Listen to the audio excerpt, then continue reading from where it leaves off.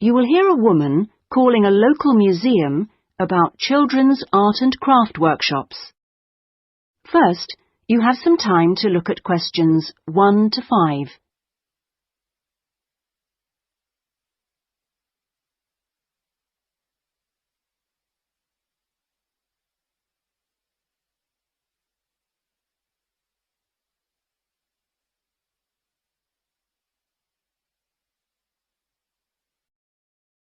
Now we shall begin. You should answer the questions as you listen, because you will not hear the recording a second time. Listen carefully and answer questions 1 to 5. Good morning, Sidmouth Museum. Can I help you? Oh, yes. Good morning. I'm interested in the children's workshops, and I'd like a little more information, please. Do you mean the art and craft workshops? Yes, a friend of a friend mentioned them. The children do painting and make models and so forth. Yes, of course. Where to begin? First of all, as you probably know, they run every Saturday. Fine. And what about ages? Well, all ages from 5 upwards are welcome, though we do ask that children below 8 years of age are accompanied by an adult. Fine. That wouldn't be a problem. What about cost? Well, I think you'll find them very reasonable. It's £2.50 a child, with 80 pence off for 2 or more children from the same family. Oh, yes. Very reasonable. And are they held in the main museum? Not exactly. They're nearby. Could you give me the full address? I don't know the area very well. Yes, it's Winter House. Right. And that's in Tamer Street. Could you spell that, please? Yes, Tamer Street. Lovely. And I do need to tell you that there's a security entrance, so you need to press the green button for someone to let you in. Don't press the red button, please. But don't worry, it's all clearly labelled. Okay. And one more question. Is parking available nearby? We're driving in from out of town. Your best bet is to leave your car at the back of the library. On a Saturday morning, there are plenty of spaces there. It's right next door to the museum. And can I ask about booking places? Yes, and I must tell you, you really should book by calling the education department here. Oh, I'm sorry. Should I have rung them instead of the main museum number? No, that's fine this time. Please don't worry. But for future reference, I'll give you the direct number. It's 200-765.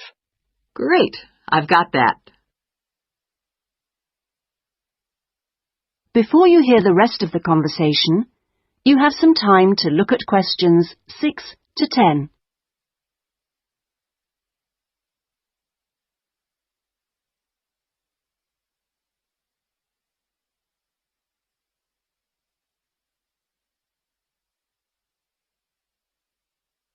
Now listen and answer questions 6 to 10. But I'm very happy to give you information about the next 2 workshops. On Saturday the 16th, there's building castles. Oh, sounds great. This involves quite a bit of glue, so just make sure the kids are in old clothes. I know. Ones I don't mind getting mucky. Exactly. And if possible, could you bring along bottle tops, which the children might be able to use in the models, as decoration? We'll certainly try to find some for you. Then the following week... That'll be the 23rd, won't it? Yes, that's right. On that day, it's what we call undersea worlds. This is where they make scenes with fishes, underground caverns, and so on. Is that likely to get very dirty? Lots of paint splashes? Not really, so we don't recommend any special clothes for that one. But if you could search out some silver paper to bring along to use in the sessions, it's shiny, it looks like water, that'd be great. Yes, of course. We'll see what we can come up with. Well, thank you ever so much for all your help. The sessions sound really good, and I'll certainly book up for the next 2. Lovely. Thanks very much for ringing. Bye. Bye-bye. That is the end of part 1. You now have half a minute to check your answers.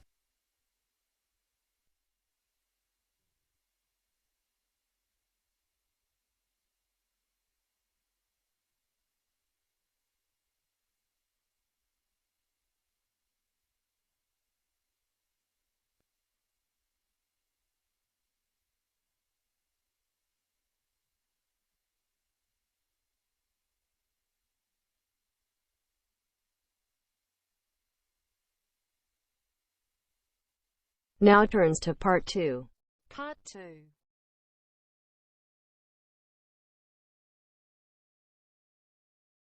You will hear a customer services official giving information to a passenger at a railway station in a town called Trebirch. First, you have some time to look at questions 11 to 17.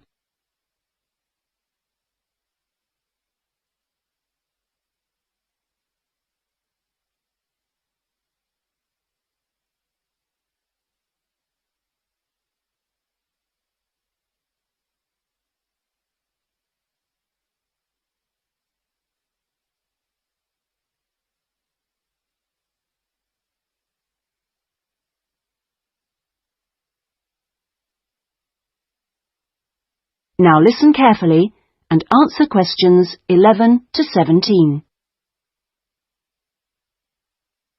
Hello. My family and I are staying here in Trebirch for a week or two, and we wanted to know about the train services. We're hoping to do a few local trips. Okay. Well, I can give you lots of details about all the trains going from Trebirch in the southwest. This leaflet will be very helpful, but I can tell you some of the main things. We've got 2 main train stations in the town. King Street is for local commuter lines and regional services. What about trains to London? I'll need to go there on business for one day. Then you need to go to Central Station. That's for all the national services. There are regular trains to London. They leave Trebirch every half hour on weekdays and every hour at weekends. It takes about 2 hours, a bit longer on Sundays. You've got a choice of first and second class, and there's a buffet car, though refreshments are included in the cost of a first-class ticket. Ah, right. And have you got any information on different ticket types? Yes, there's a range of ticket prices depending on when you travel and when you buy your ticket. There's a standard open ticket, which doesn't have any restrictions. This can be bought in advance or on the day. You can also get various discounted tickets. A popular one is called the Super Save, and this is okay for travel after 8:45. Then there is the special ticket, which is valid for travel after 10:15. The special tickets are also valid for travel at weekends. The cheapest tickets are called advance, and you have to buy them at least 6 days ahead. Only a certain number are available, and you have to make seat reservations for these. Before you hear the rest of the conversation, you have some time to look at questions 18 to 20.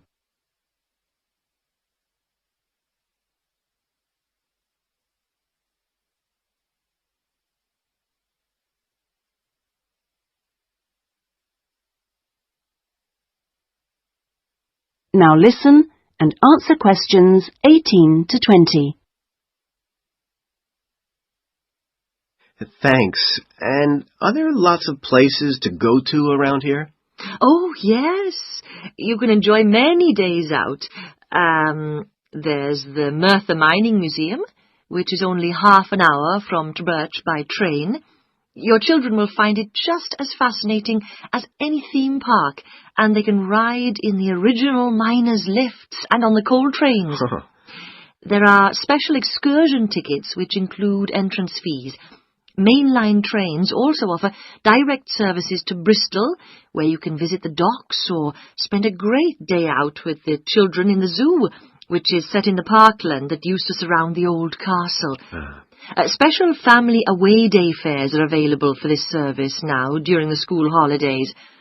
Alternatively, you can be in Birmingham in only an hour and a half, where there's lots to see and do, including the new and internationally acclaimed climbing wall built on the site of the old aquarium. We will also be running a special service to Newport when the new Science Museum opens next year, as we anticipate a lot of visitors in the opening weeks. I'd advise you to call early to book your tickets. Is that okay? Yes, thanks. That is the end of part 2. You now have half a minute to check your answers.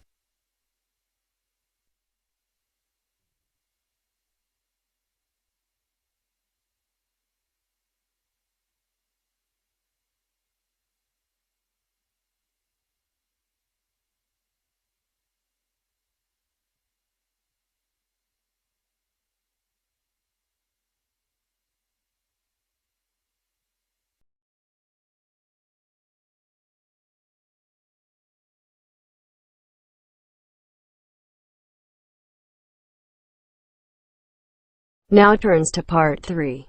Part 3. You will hear a conversation between an academic advisor and a student asking for information about a particular subject that she wants to study. First, you have some time to look at questions 21 to 26.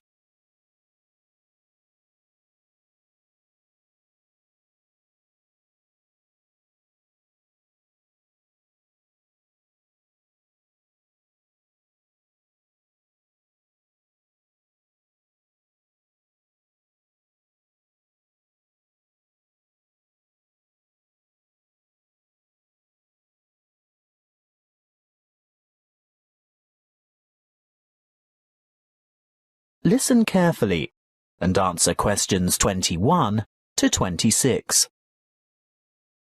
Come in and take a seat. Thank you. Now, you've made an appointment to see me with regard to one of the papers you want to enroll in next semester. Yes, that's right. It's the Globalization and Educational Change paper, GEC 692. Ah, well, I know the one you mean, but all the code numbers are going to change next semester, so although the course name will stay the same, the code will be ED995. Not that you have to worry about that. But the content will be the same, right? Oh, yes, to a large extent. The objectives are still to provide you with the skills and knowledge for analysing the challenges that globalisation poses for education. Yes, that's what I'm really interested in. The future of education. Not where we are now, but where we're heading.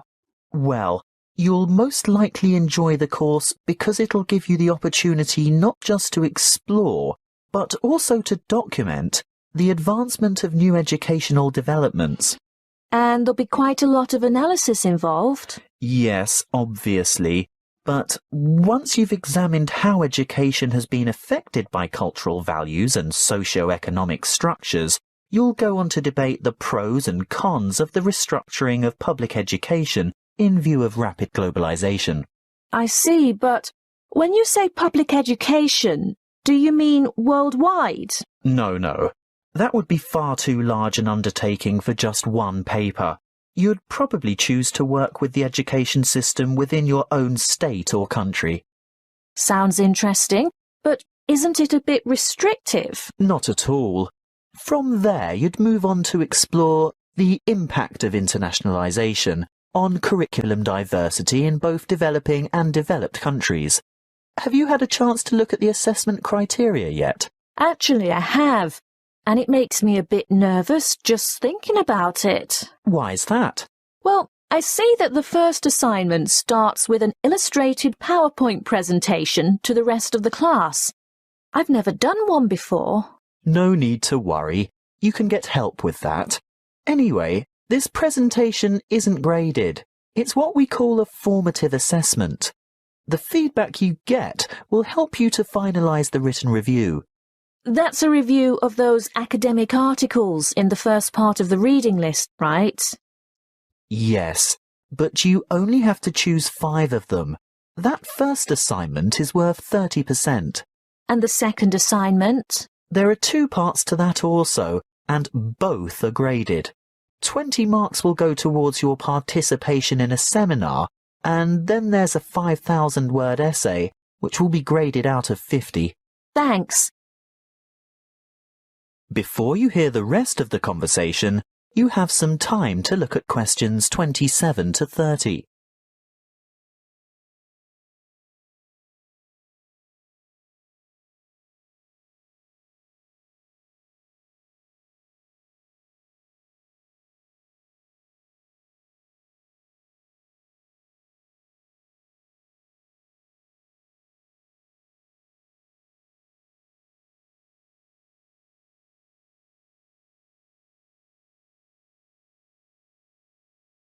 Now listen and answer questions 27 to 30.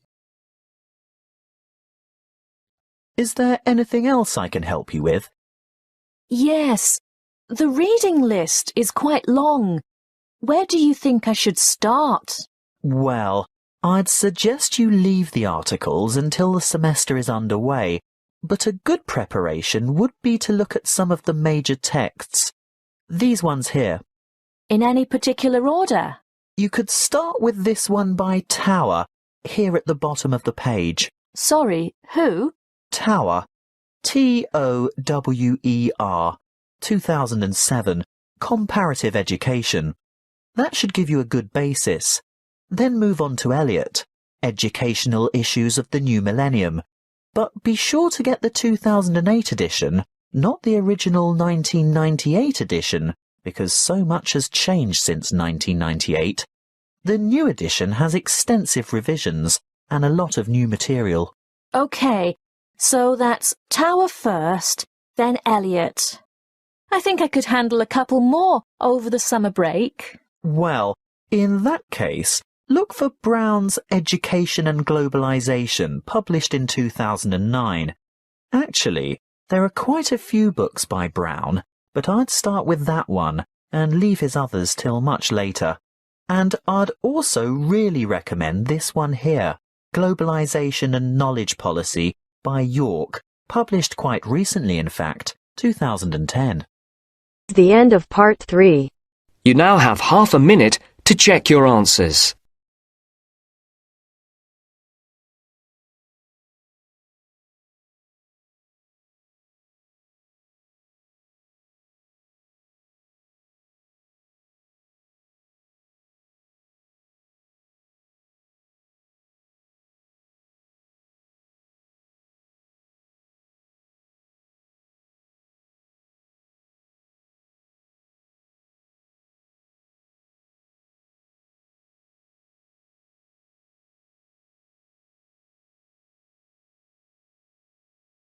Now turns to part 4. Part 4. We'll hear a lecture on immunity and immunization. First, you have some time to look at questions 31 to 40.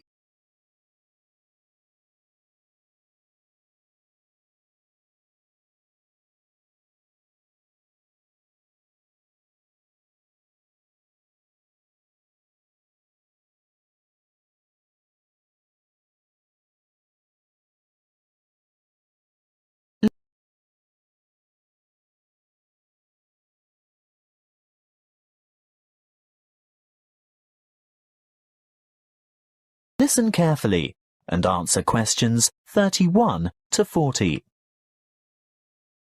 Good afternoon, and thank you for your warm welcome. This will be the first talk in a series of 5 on health interventions, protection and prevention. Could I start by asking for a show of hands? How many of you have had a flu vaccination at the beginning of winter?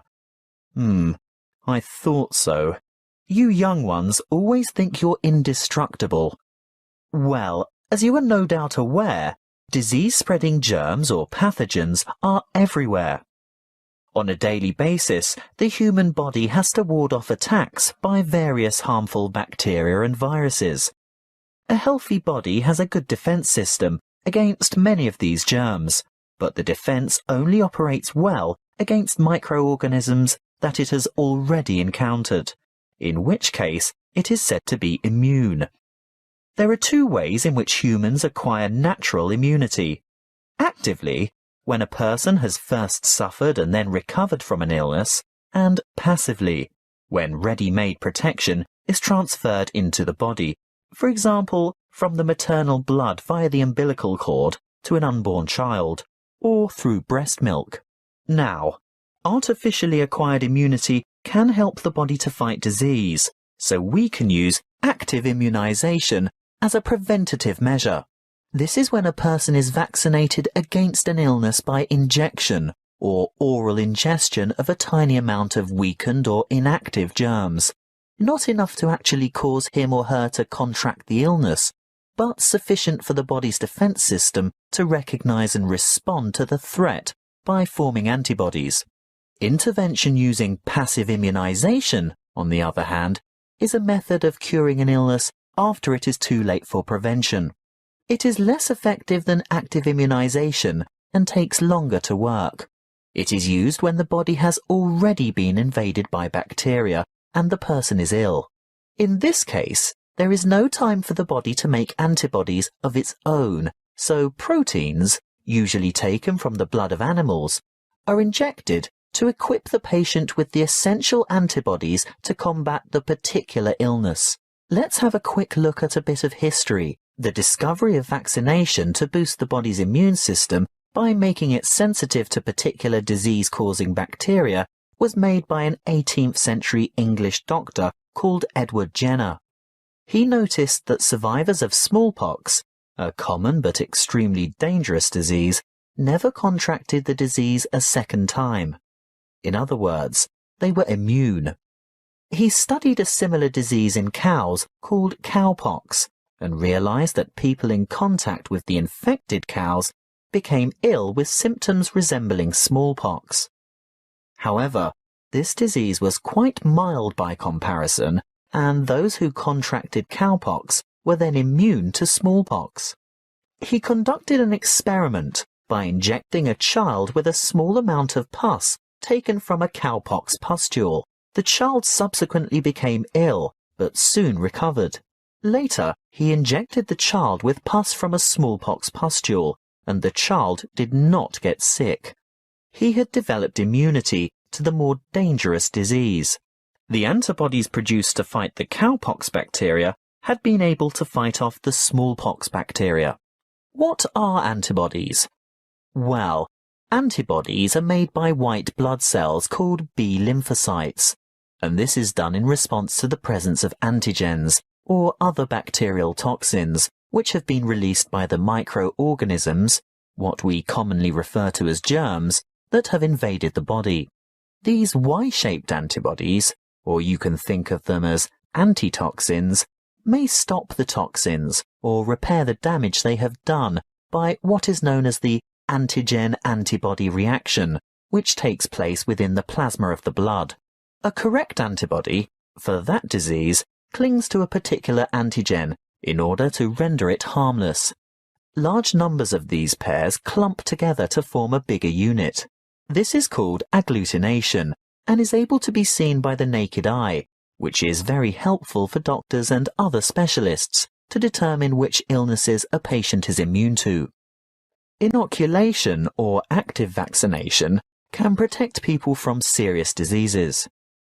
The vaccine may make a person feel unwell for a few days, when the immune system starts to produce antibodies to match the introduced antigen. This is called a primary reaction. If that particular antigen should ever enter the body again later, a secondary reaction takes place.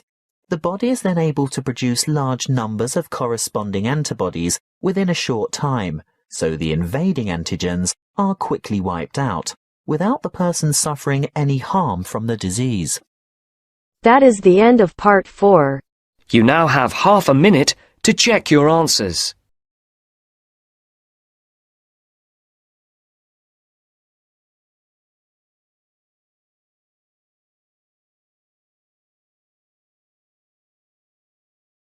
it. I'm saving every day to taste it. I'm patient, but my mind, it can hardly take it. I'm chasing a dream that I've had for several ages. A vacant, modern kingdom for the taking.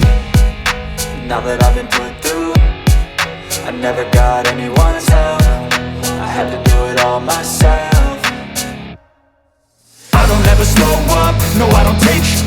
I got no love for the fakeness. If you wanna play tough and wanna hate this, I'll always show up and make a statement. I don't ever slow up, no I don't take sh*t.